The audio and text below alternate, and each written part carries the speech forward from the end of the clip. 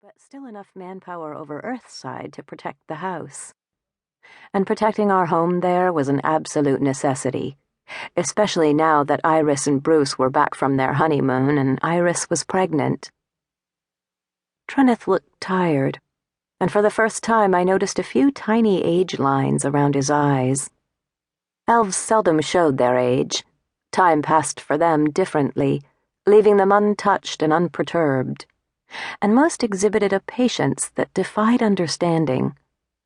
Unlike some of the more volatile denizens of Otherworld, that elfin quality seemed to grow with the centuries. Standing medium height, Trenneth was thin but not gaunt, was elegant to a fault, and carried himself with a regal air. Decorum incarnate, his manner wasn't a facade, as it was with some members of the royal courts. "Welcome back to Elkeneve, girls." He sounded rushed, and kept glancing back at the carriages behind him. "Trenneth!" Delilah apparently had forgiven him for letting us stand out in the cold. She stepped forward to give him a hug. Trenneth blushed lightly, awkwardly returning the embrace. "Delilah, blessings to you and your house." He turned to Camille and held out his hands. "And you, my lady, how are you doing?" A look of concern washed over his face as she took them and pressed them to her heart for a moment before letting go. "Are you—" His words slipped away. Camille ducked her head. "It's going to take a while, but I'm making progress. I don't think I'll ever be the same. You can't be, not after something like that.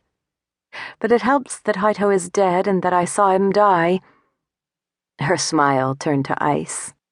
Camille had become harsher since her ordeal, darker in nature, but it seemed to suit the transitions through which she was going.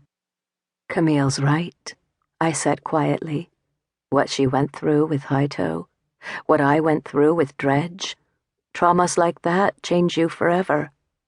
But it doesn't mean you can't find happiness or grow stronger than before. Life had a way of forcing you to either take charge or knuckle under, and neither my sisters nor I were the knuckling kind." Trenneth nodded. "And the two of you have gone above and beyond what I'd expect of anybody under the circumstances. Now come, please, we have much to discuss.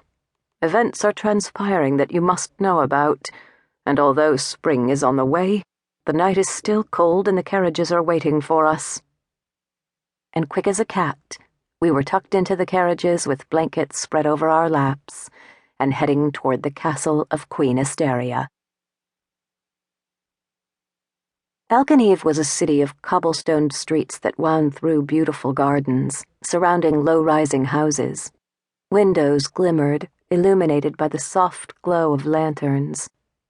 The town was simultaneously elegant and cozy, and while I appreciated its beauty, it felt too gentle for me, though perhaps gentle wasn't the right word. Elves weren't gentle. They could be dangerous and terrifying when roused. No, perhaps the word I was looking for was subtle. The elfin race wasn't known for being in your face, and that's exactly the type of person I was. I hadn't always been like this. Take no prisoners, my way or the highway. I'd been a loner when I was younger, and only in the past 12 or 13 Earthside years had I turned into the fury that I could become. When I'd become a vampire, I'd come out of my shell. Once I managed to climb back into my mind. Sanity had been sporadic for the first year.